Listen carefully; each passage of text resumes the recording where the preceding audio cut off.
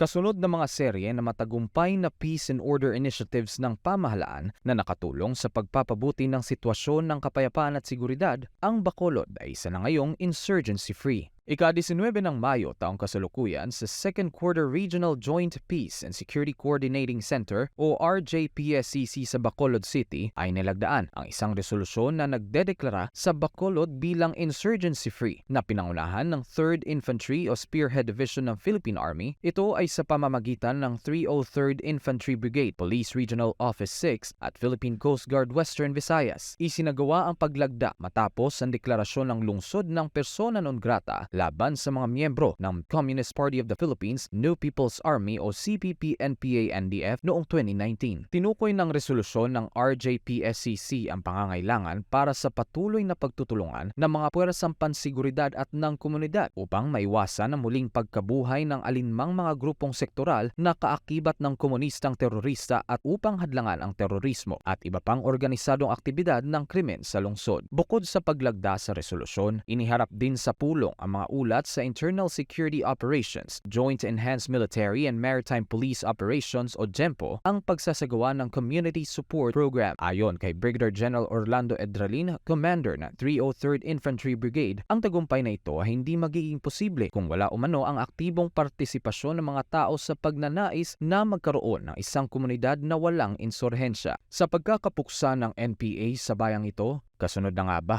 ang tuluyang pag-usbong ng ekonomiya sa Bacolod? Ano ang maaaring maging partisipasyon ng mga ordinaryong mamamayan upang tulad ng Bacolod ay tuluyan ng maging malaya mula sa insurhensya?